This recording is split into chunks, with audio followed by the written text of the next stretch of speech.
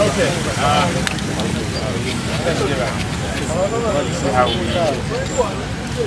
let's give a quick update.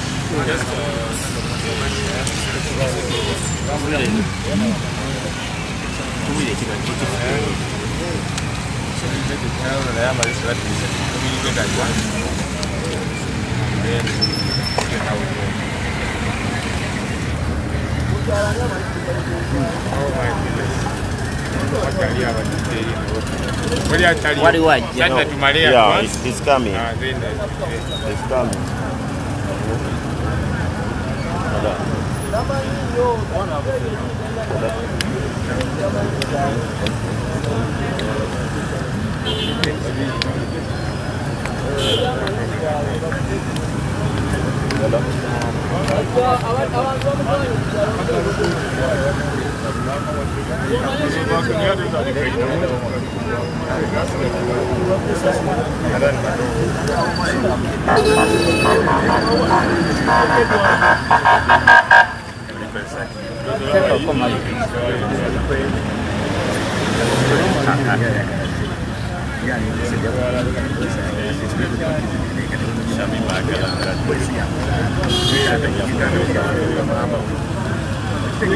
That's okay. Take it out for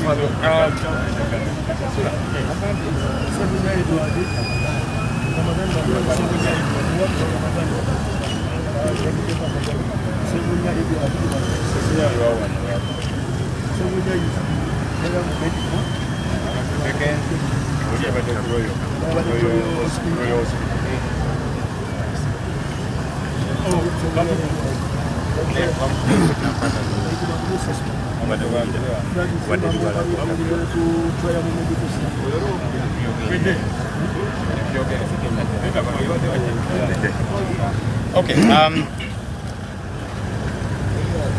So we're just going to give a quick update. I'll say one or two things in the form of an update.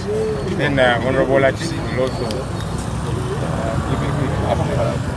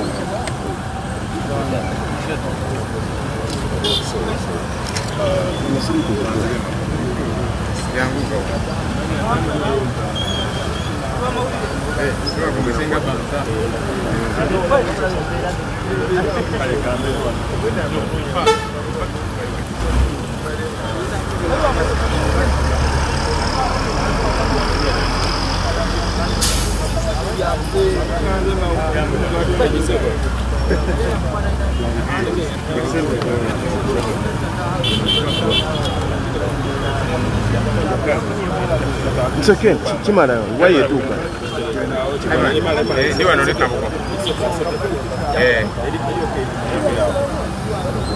Okay, are you ready? Yep, we're ready. Okay, let's go a little behind the little. Are we okay there? Okay, so I'll first speak English, then I'll speak Uganda. Then Honorable Latif will also give a brief, and so yesterday we were returning from the burial of our comrade Rita Nabukenya, who was murdered by the Uganda police force. On our way back, and it's usually the norm, whenever people hear people power leaders, especially Honorable Kyagulanyi, moving through, they come out to cheer and to show their support. So at every trading center, there are people coming out, waving, cheering us on, and would wave at them, and then would proceed. So when we got to Nansana, people came out in droves still to wave on the roadside, waving and cheering on our leader, Honorable Kyagulanyi Ssentamu. And at that point, there were police officers, there were LDUs who came out. Of course, they were armed and all of that. And they decided, no, these people are committing a crime by showing their love and support for Honorable Kyagulanyi. And they began to spray bullets. Initially, the bullets were being fired in the air, but then along the way, they pointed at the people. So one of our comrades, one of our mobilizers, Daniel Cheyune, was shot in the head. And actually, the bullet wound is seen in the eye. So they pretty much shot his eye, and he died almost instantly. Daniel Cheyune has been one of us for a very long time.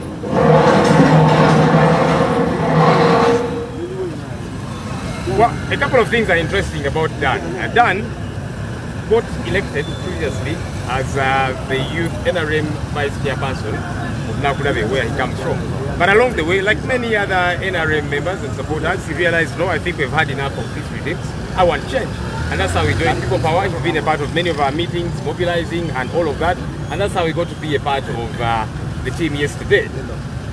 A couple of other people were injured. There's a gentleman called Ramadan Matovu.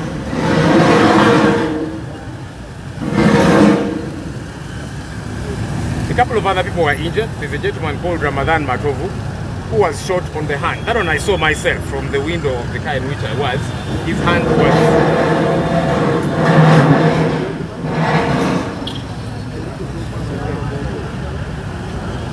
Ramadan Matovu was shot on the hand and his entire hand was bloody. I saw that myself from the window of the car in which I was. Eventually he lost his finger and then another got injured. There's another of our colleagues called Stephen Kabuye. Just confirm that name. There's another of our colleagues called Edward Sebunya, who the bullet missed him by a whisker. It injured part of his neck. He wasn't grossly injured, but that's how it missed him, and he survived narrowly. He got taken care of medically. Ramadan Matovu is still nursing injuries. We also understand that there's a couple of other people who got injured, and we are following up on all of this. So today we came to the mortuary where our comrade Dan Cheyune is lying, and as usual there's ping pong. There's tossing left, right and center by the police. There's something interesting about Dan Cheyune. So even though yes, he belonged to the NRM circles as vice chairperson of the NRM youth in Nakulabe, he joined People Power because he said, look, I'm part of the NRM, but I want change. I've had enough of this. Something interesting also is that his uncle, who we understand, his stepfather actually, not uncle, his stepfather, who now says he's the father, is a police officer. And he says that as the father, he has decided that the police is going to take charge of the burial and everything and all of that. But Dan Cheyune's siblings are saying otherwise. They're saying they're waiting for their mother, who is Dan's biological mother, to take charge of the situation, because they also feel that the stepfather, who is a police officer, is bulldozing them to try and take advantage of the situation and all of that. We are waiting to see how that gets to play out. But in this, there is an important communication, really, that even when there are police officers who have said children, those children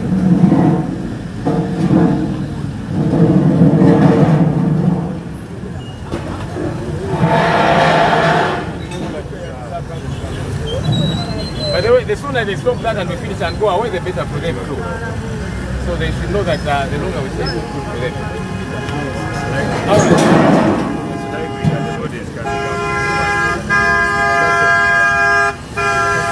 Anyway, that's okay, regardless. This communication. Because you understand police will start. So anyway. So like I was saying, that yes, even though Dan Cheyune belongs to a family of a police officer, he was saying, look, that does not stop me from being desirous of change. And now police officers are beginning to kill their own children. And the reason they're killing them is because they're supporters of People Power, which you find very disturbing. Okay, let's take that fast.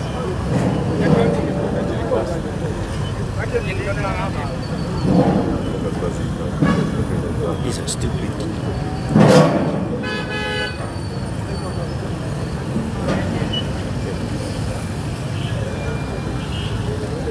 Let's just let this take pass.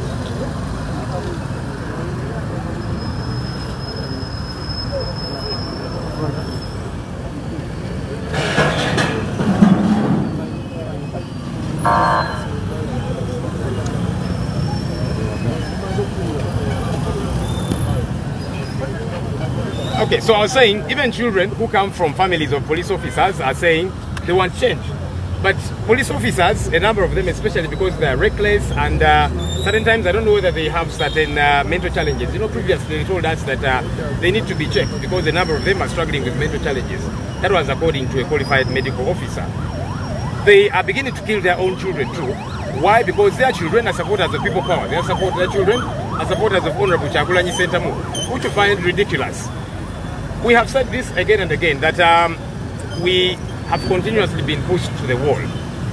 And it has become very clear that police officers are hell-bent on not observing the law. That even when we try and observe the law, they will break the law. And now they are deciding they will kill us too. Why? Because we are supporters of people power, because we want change in this our good country. And this is a warning to people in police. You're going to be used to commit crime. You will certainly pay for these crimes, without a doubt. But two, Ugandans are not going to allow to be killed like grasshoppers. And this is a message to Ugandans out there. Ugandans of all ages, youth, the young, the old. If you remain silent in situations such as this, they are going to kill each one of us. You know, like they have begun. And so the idea now is to say, we need to begin to defend our lives. Because they are coming out after us to kill us, because we are supporters of people power, because we want change. And so this call really is to Ugandans out there, that we must say enough is enough. And they might say we are inciting violence. Yes, we are inciting Ugandans to fight for their rights. We are inciting Ugandans to fight for the Constitution, because Article 3 of the Constitution provides for that. That if anybody tries to torpedo the Constitution, like they are doing now by breaking laws, we must fight to defend our Constitution. And that's our clarion call to Ugandans out there. Let's do everything possible to fight for our lives, to defend ourselves, to say no to injustice. If somebody is coming out to kill us, we should not allow that. And the Constitution does give us that responsibility to protect ourselves. And that's the level that we have gotten to now. That's where we're moving to. That we are not going to allow to be killed the way we are being killed now, very recklessly, in a manner so wanton, and we remain watching. And then all we say on social media is rest in peace, rest in peace. We'll not just keep saying rest in peace. We shall say, no, we are going to fight for our lives. We are going to fight for the Constitution. We are going to do everything possible. And I'll say this again, we are going to do everything possible as Ugandans to fight for ourselves, to defend ourselves. And Ugandans out there, if you don't do this, they'll keep coming after you. And you may not even be necessarily a people power supporter, but look, if you don't come out now, tomorrow it will be you, the stray bullet will come for you. So all of us need to be vigilant and fight against these ills that are ongoing. Briefly, mu Luganda,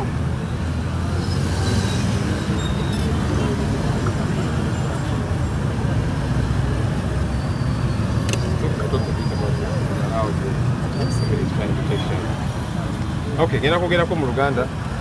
Oh my goodness. Eggulo twabadde nga tuva mu kuziika munnaffe Rita Nabukenya. Poliisi gwe yasse, poliisi ya Uganda gwe yatugumbudde. Era mwenanga bwe mukimanyi. Naye mu kuva yo okuziika Rita Nabukenya nga tuva ekiboga, buli trading center gye twabadde tuyitamu ng'abantu bavaayo okutulaga obuwagizi, okulaga Honorable Kyagulanyi Ssentamu Robert obuwagizi. Olwaduse Nansana ne baweerera ddala, babeera ku nguudo ku sayidi nga bawuuba basanyufu, nga bacacyanca nga balaga obuwagizi eri Honorable Kyagulanyi Ssentamu ne people power. Poliisi babadde awamu ne LDU nga bakutte emmundu ne basalawo nti bano okuvaayo ne bawagira Honorable Kyagulanyi Ssentamu ne bamulaga obuwagizi n'obuwagazi guba musango ogwa Nagomola. Ne basalawo nti bano tujja bakuba amasasi. Poliisi ne LDU bakubye munnaffe Dan Kyeyune esasi eryamutiddewo, balikubye mutwe mu liiso eryamutiddewo. Bakubye bannaffe abalala amasasi. Waliwo munnaffe omulala gwe bayita Edward Sebunya, esasi ye lyamuyise wano ku Bulago, kabula katali muyingire naye affe naye tali bubi nnyo. Munnaffe omulala gwe bakubye esasi ku mukono ye Ramadan Matovu, engalo emu yakutuseeko n'endala nayo eri bubi, ate apootana biwundu bali mu ddwaliro. Nga omusango poliisi gwe balanga bano gwakubeera bawagizi ba Honorable Kyagulanyi Ssentamu ne people power, kwe kusalawo babakuba amasasi. Dan Kyeyune bamulonda mu kalulu akaggwa nga vice chairman wa NRM mu bitundu bye Naakulabye. Naye Dan Kyeyune yavaayo n'agamba nti wadde ndi muwagizi wa NRM naye ate njagala nkyukakyuka. Dan Kyeyune kwe kwegatta ku people power, era azenga ne meetings zaffe zibeeramu nga tuplaninga wamu, kwe kubeera ne gye twabadde naye eggulo we yatuukiddwako byamutuuseeko. Dan Kyeyune ava mu family erimu omupoliisi. Step further way. Atwira bati mu Luganda. Tata wo muto. Tabira tata wo muto. Okay, bawa mama we. Kubanga tata wa Dan Kyeyune waddala yafa. Kati mama we afuna omwami omulala yo yaliwo kati mu poliisi kati yagambye nze tata wa Dan Kyeyune era fa abagenda okutwala okukwasaganya enteekateeka ez'okuziika Dan Kyeyune state kati ezitekinze over kubanga ye mu poliisi ate ye taata we naye ab'enganda za Dan Kyeyune baganda be ate bo ekyo bakiwakanya batugambyeko awo nti balinze maama we asooka atuke kubanga ono ye kyagamba okusookera ddala si ye taata wa muzaala just bawa maama we naye ate nga abooluganda ba Dan Kyeyune ekyo bakiwakanya era bagambye balinze maama we ajja asooka asalewo tubadde tulina kumutwala enakulabye ewaabwe naye taata ono eyita taata ate akiwakanya era nga bateekawo embeera eyogamba nti bajja mutwalira ddala enabayumba ne balina omuziika naye nga tunde tulabe byagenda mu maaso naye embeera etulaga ekintu ekyewunyisa nti kati n'abazaaliddwa mu famire za poliisi nabo bagamba nti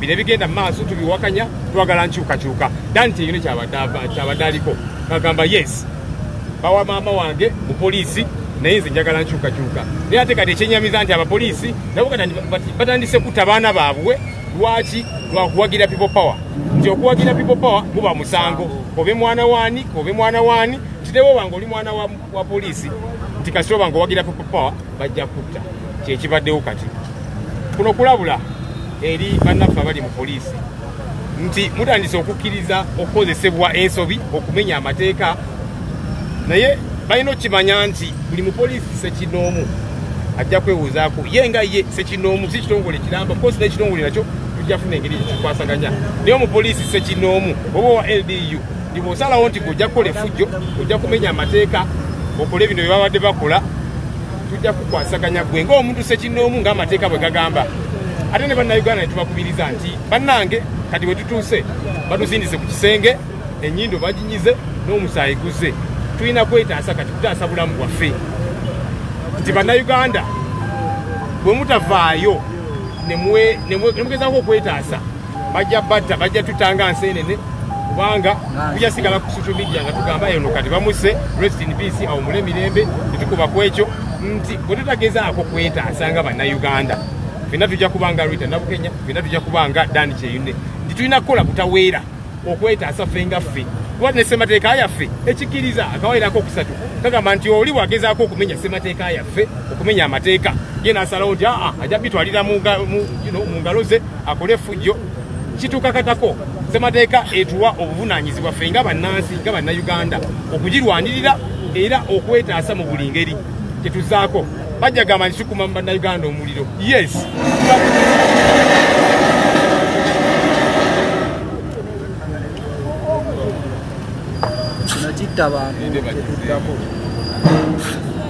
Mama we mama. Okay. Badde ngamba kibajja gamba nti people power tutandise okukuma mu bannayuganda omuliro kituufu bannayuganda tubakumamu omuliro okwetaasa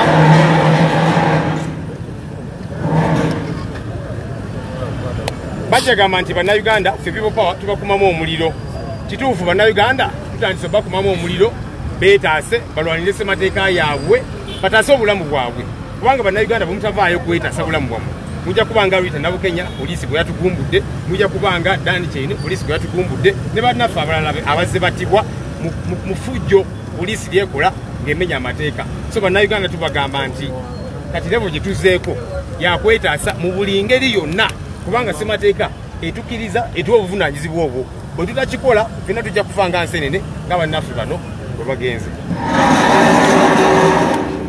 Okay, Honorable Latif will also say one or two things. Then,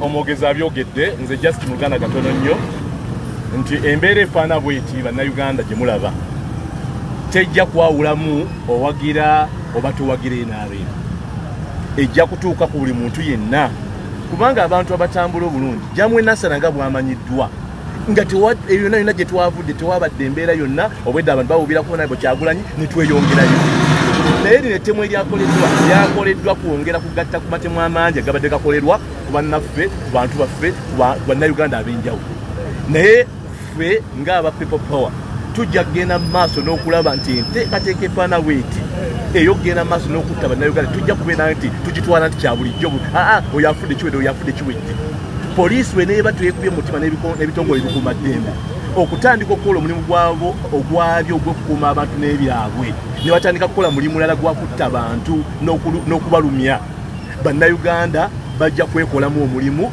mu nteekateeka yonna nga ssemateeka bwekola ki bwegamba bwe twabadde mu miitingi zaffe ekiro paka 7 twagganyiza mu nteekateeka zonna kitwewunyiza okugamba nti katutuuse wano nga te poliisi ebintu puroguramu eyagala kukola yaayo nga twabadde tugambye tuyita kuba n'emmisa ku ssaawa 10 era nga twakkanyiza ne famire n'enteekateeka y'okuzika yonna nga mwana Dani Kyeyune abadde memba waffe tugenda kubeera nga tukikolako naye kakati luno olukwesi lwe beeyingizaamu gamba nti twagala kutwala muntu ono obuvunaanyizibwa bwonna babutuggyeko yes nga famire erina okuba n'obuvunaanyizibwa naye ate tumanyi bulungi nnyo nti Dani Kyeyune abadde memba waffe mu nteekateeka eno titusuubira nti ate poliisi yandibadde evaayo egambe nti etuggyako obuvunaanyizibwa mu nteekateeka bwetyo n'olwekyo tujja kgenda mu maaso ffe bannayuganda tubagumya bugumya nti embeera efaana bwe kitevaako n'omulundi ogumu kyebazza ebigere emabega tugende maaso n'okwerwanako tugende maaso n'okubeera nti bannayuganda tuteeka ettaffaali eddene ery'okunula eggwanga lyaffe kubanga bano bwe tuweerera omusolo okutaasa bannayuganda ate singa omusolo bagukozesa kutta na kutulugunya bannayuganda bonna. Okay, maybe akasembayo kano afunye essimu okuva enaakulabye mu kiyaaye munafuno gy'abadde abeera nti abavubuka b'ekyayi kubanga bawulidde amawulire nti kati bano bo basazeewo tebagenda mutwala waabwe eyo omulambo bagenda kuvuga bagujje wano bagutwale e Namayumba mu mbeera eyo naye tukulidde nti abavubuka b'ekyayi bavudde mu mbeera kubanga bagamba nedda ono abadde munnaffe waliwo abadde abeera bagala omukubako eriiso evanyuma naye ate poliisi egezaako okumulemesa mu ngeri eyo ate nga babadde alina okusula abana abasobodde oza buyinza okugendayo embeera kyekigenda mu maaso oba musobola